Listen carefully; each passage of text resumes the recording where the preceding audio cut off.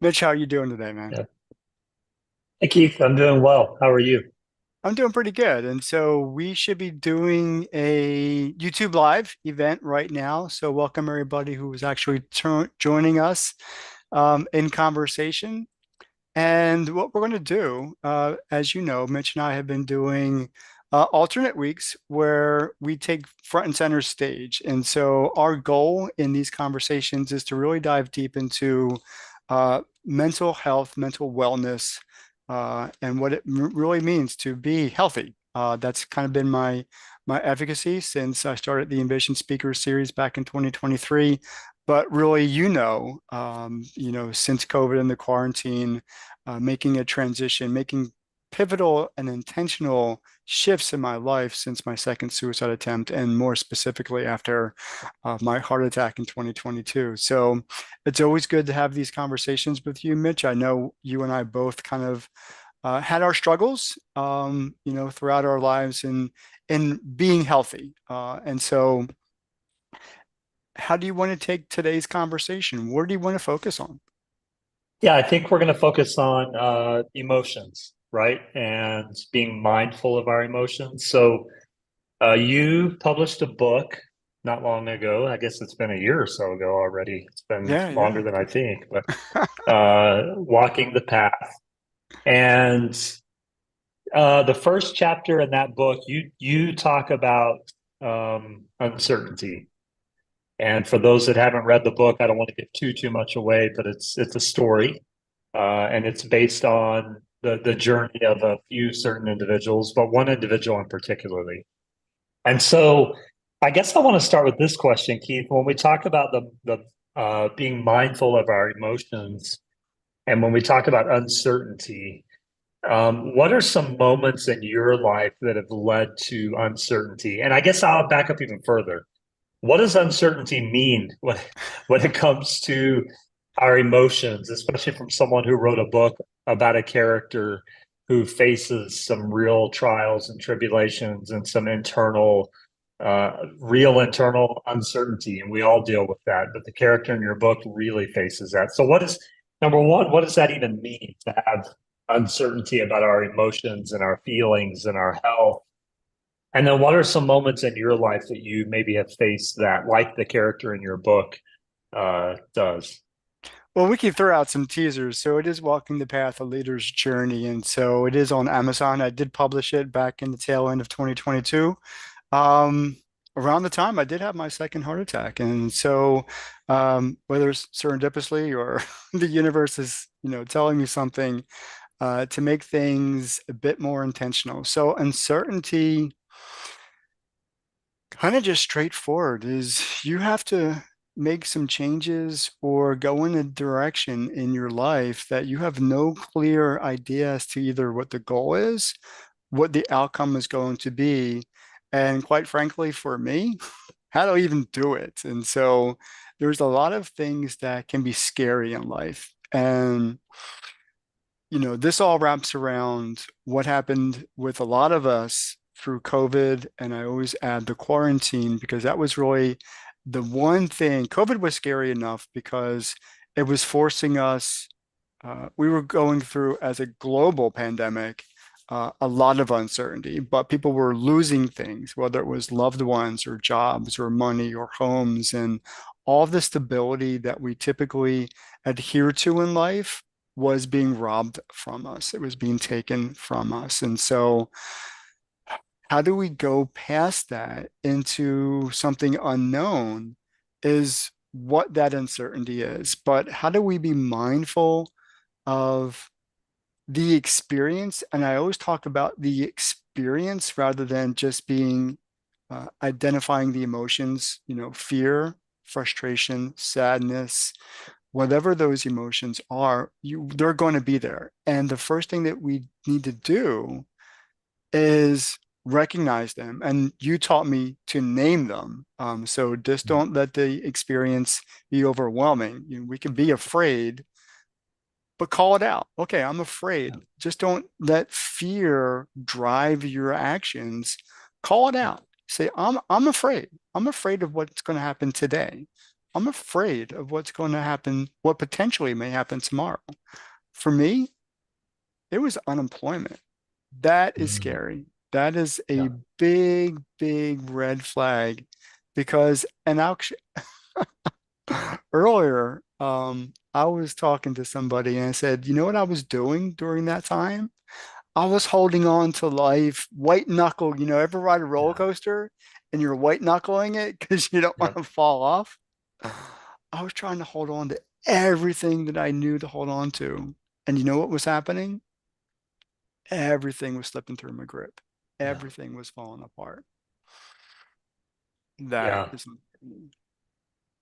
Yeah, it's there's this phenomenon in the universe that and I'm not a perfect practitioner of this by any means, but I know it to be true and I'm learning to practice it as best I can. But there's this phenomenon in the universe that is the more we let go, the more the things we desire come to us. And that is so difficult because we desire safety. And I think sometimes we use the word uncertain, and what we're really saying is we feel unsafe hmm.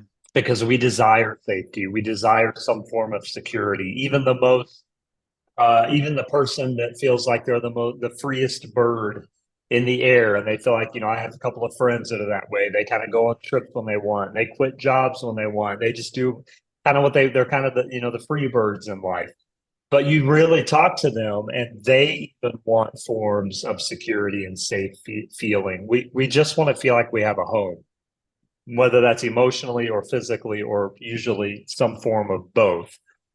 But there is this crazy thing in life that the more we let go, the more it comes to us. And I think to your point, it really is in those moments of uncertainty that we're hanging on, we're grasping as hard as we can.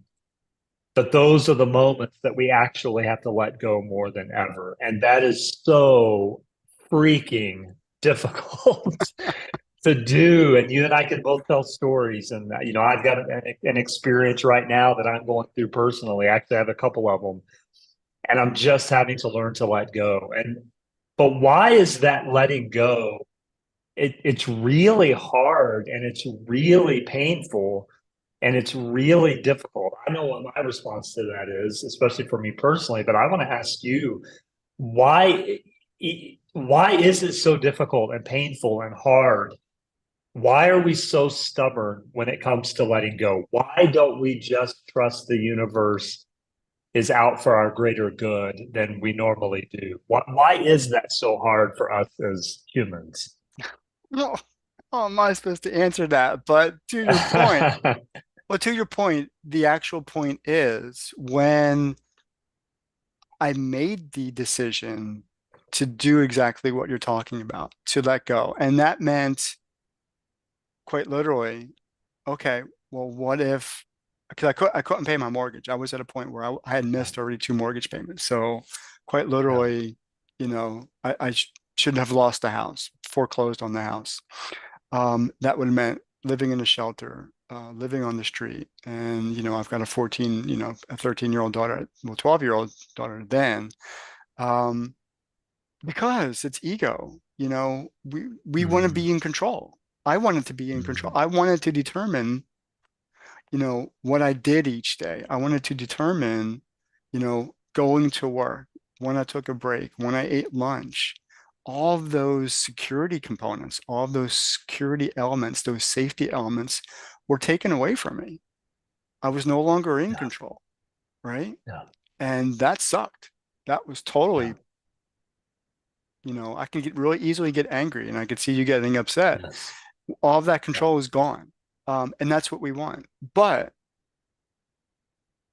what you also said was true. When I let go, and it's okay, all right, I'm going to go live in a shelter. right, Not an right, easy thing to determine, but yeah, guess what happened? Within a couple of weeks, I was given a job offer. yeah, I let go of my situation. I was given what I needed. Now, the road back to being safe and feeling secure and wanting to control all those things that I just talked about, you wanted to control, you have to give that up too. I had to give it up at the very least. Mm, I had to give up mm, being the master over all of those little things in life. mhm, And mhm. sometimes it's about, there's this thing called flow, and I'm not quite sure. I'm learning what that is. But whether it's the universe saying, flow with me, Right, let's go through the right. ebbs and, the peaks and valleys of life together. I'm not working against you. Mm, It's a different narrative. I know people like to use yeah, the word mindset. I like for me, because hell, I wrote a book. I like to use the word narrative because it's the ebb and flow of my life that I need to kind of step into. I need not to say yeah, in a very rigid way, I'm going to go in this direction or I'm going to go in this direction. And you are my witness yeah, because I started having conversations and now I've had over 1,000 of them, since yeah. COVID, since the quarantine. Every conversation, including this one, is important and valuable. And it's every conversation that has allowed me to appreciate today, appreciate the emotions I'm experiencing, and appreciate everything that I've learned since that time. Yeah, I like your point that we want to control it because we do. We want to control the situation. We want to hold tight to the situation because we think we know best for our own good. And I'm learning in life that we often don't. And that's such a hard process to trust that it's going to work out for our own good. And we're kind of pointed on our conversations through this platform of mental health, emotional health. And when you're dealing with those moments or disorders of mental, emotional health struggles, everything feels out of control. And so it becomes even more magnified and more difficult to say, I'm just going to trust that it's going to work out. I'm just going to trust that things are working for my good. Because the voices in your head, and oftentimes the voices around you, even externally, are telling you that it's not going to work out or that you should do A, B, and C or other uncontrollables. You mentioned that during COVID, how many uncontrollables there were. Most of life is uncontrollable. Even when we think we have the greatest security that we've ever felt, it is still a moment away from becoming the most insecure that we have ever felt. And that's where that trust has to come into play. And I think that's what we're talking about when we talk about the uncertainty of emotions is the moment. Everything in your life can change in a moment. And that's kind of what we've talked about the last few weeks is there are those moments that things change, that things happen, that life happens. So what do we do in those moments that we're lacking trust?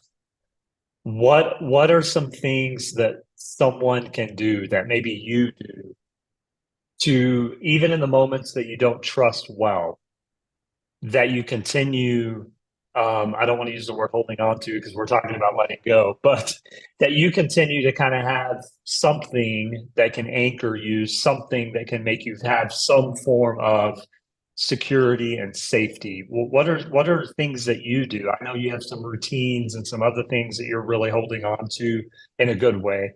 But yeah, for people that are going through it, because life is hard, man. Life is hard. It just is, and it's scary and it's big.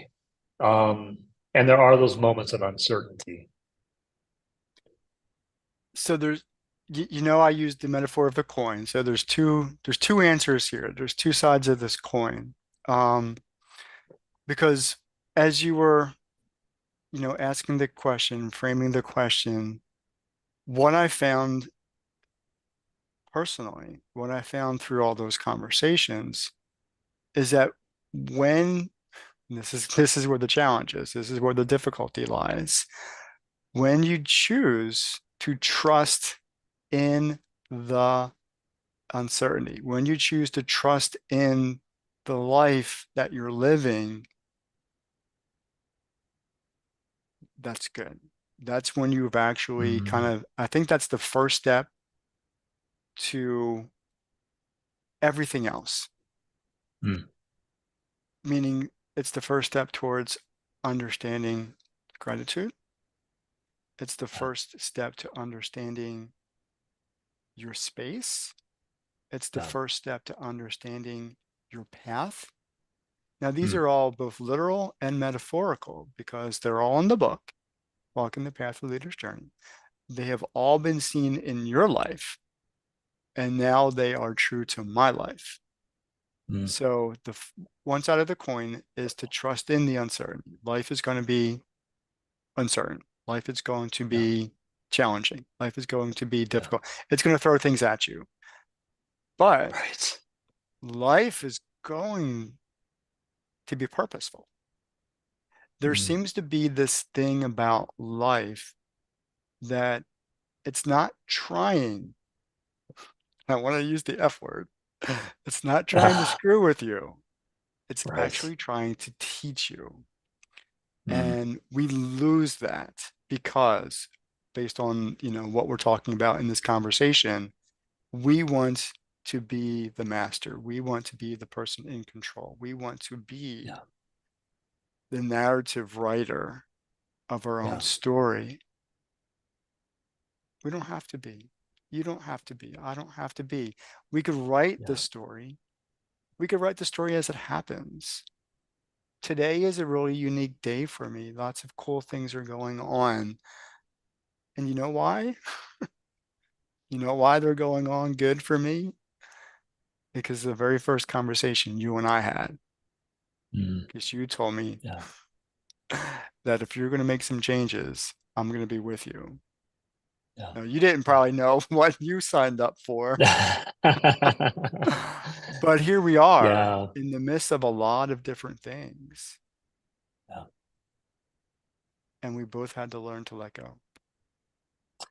Yeah, I think there's something that's taught in our culture and society in modern day that I'm finding to be a bit mythical. And that is this idea of taking control of your life. And you are the author of your life. And the reason I say I think that's a bit mythical is I think life is less about writing your own story and more about responding. Now, through the responses, you do write your own story, but I think why I'm learning to shift that perspective a little bit, that it's less about I'm writing on a blank page because really we're not. And the reason I say that is life is constantly throwing a narrative at us that we cannot control. We just simply can't. Other people are going to make choices. When you raise your kids, they become adults, they make their own choices. When you have a family, other people make choices. When you have friends and coworkers, there's so much happening around us that we're less writing our own story and more responding. And I think when I as I'm kind of saying that and vocalizing that, really to be honest, for the first time outwardly, I've thought about it internally, but vocalizing it for the first time outwardly, what I think is happening is we're really getting to make the choice to be reactionary or responsive. And that's the art form that we're taking when it comes to living life is the controlling person is reactionary. I want to control the narrative. I want to control what someone else is doing. I want to control my reaction to them. I want to take control of the situation. Mm. The responsive person is really the person that you alluded to that flows with the universe. But my gosh, that is not an easy place to get to. And what's also interesting is as soon as we think we've arrived, life will throw something else at us that is beyond our scope and ability. And we have to learn the whole thing over again. It's a new level of living. And we have to learn everything we thought about. And I kind of go through that internally when I talk to people like you, who I've had the honor of helping mentor, teach, befriend, etc., make an impact in their lives. I've done that with a lot of people. So a lot of people kind of look to me and go, "Hey, Mitch was my mentor." But when I'm going through really difficult seasons in life, I don't feel like a mentor. like everything I taught is truly being tested. And I've had that happen to me over decades now because I've kind of always been in this position in my life where I'm getting to impact people. But I think that is also the beautiful vulnerability of living is that we're never perfecting it. That's what I love about the Buddhist idea of practice. It is all just a practice of learning to get better, learning to live more deeply, and learning to let go. And as soon as we think we've mastered letting go, life is going. And that's what I love about your book and the story is as soon as they feel like they've made it to the next part of the story, something else happens. Another barrier comes around, and it's just take. And I know that was very inspired from a lot of the conversations you and I had about that being the way life is. And so I love it. You know, friends, if you haven't bought Keith's book, go buy it, Walking the Path. It's available anywhere you can order books because the story really is that powerful about the uncertainty of life, the uncertainty of emotions. So I guess lastly, Keith, what would you say to someone who might be really struggling right now with the uncertainty of emotions? Maybe it's not the uncertainty of circumstances, but it's the uncertainty of emotions. And emotions can get the best of us. They're very good and they're helpful to us until they can become dangerous to us. We should listen to them until we shouldn't. And so emotions are kind of another piece of life that are interesting. So how would you encourage someone who might be listening or watching and go, yeah, I'm really not feeling any security in life right now, emotionally? One, so three things that have to happen. And at that point, you just have to make some intentional decisions to do a couple of different things. Breathe, please. And so I'm having these conversations around breathing more frequently, just in Mm, terms of how they help you and just appreciate for what it is. And when I talk about you, the body you. So there are different aspects of you. You know, there's somebody that you think, all your thoughts, that's you. Your thoughts are you. Your emotions are you. You know, we've collaborated, bad word. Um, we experience emotions. Some of us know how to experience them healthy ways, some of us not so healthy. We all have yeah. emotions. But when we breathe, we could bring ourselves back to what people who meditate and are mindful of who they are, back to center, back to present, back to right now, not living in fear of the future, not regretting everything they did in the past, but Mm, in order to breathe, bringing yourself back to the present and slow, deep, intentional belly breaths. Put your hand on your belly. And so I'm not going to go through the meditative practice. That's in another video. And I could share that in the description of this video. You got to breathe, slow it down, just slow it down. And then surround yourself with people. This is going to be two things, but it's most imperative that you get this. And it's going to be a slow, agonizing journey forward. Tell somebody mm, how you feel. mm. I told you, Yeah, and yeah, you've shared how you're going through some struggles. Just tell somebody. And then yeah, grow in that relationship. It's not always going to work. So you're going to have to find somebody to talk to. yeah. But those are the two things you have to do. You have to find Mm, people who will hold you accountable and be accountable too. And you got to breathe because you got to be present. You have to learn how to be present. Most challenging things in all of this. And once you kind of figure that out, then let life be life. Wherever life is going to take you, maybe it's exactly where you need to be. right. Man, I'm trying to think of where I heard that. I am exactly where I need to be. I think I was in a networking group where somebody said that. It's like, and I forget who it is now, but wherever you are, maybe that's exactly where you need to be because there's something to be learned from that. Mitch, I appreciate this conversation. Yeah, thanks, Keith. I always love our conversations. And yeah, that's a great statement to end with. Maybe you're exactly where you need to be. I'm not saying it's an easy statement to hear. Depends on where you are. And If you're in a I situation, wasn't trying to throw that at yeah, you. I was just really what no, came to me. it's a great statement to end with, though. It really is, because it's something we need to be mindful of, that maybe we're exactly where we need to be, even if it is a really, really difficult circumstance and in that, yeah, the midst of that pain and that hurt and that struggle. So, friends, make sure you go buy Keith's book, Walking the Path, anywhere you can find books. Keith, thanks for another great conversation, and we'll talk soon. Thank you, Mitch.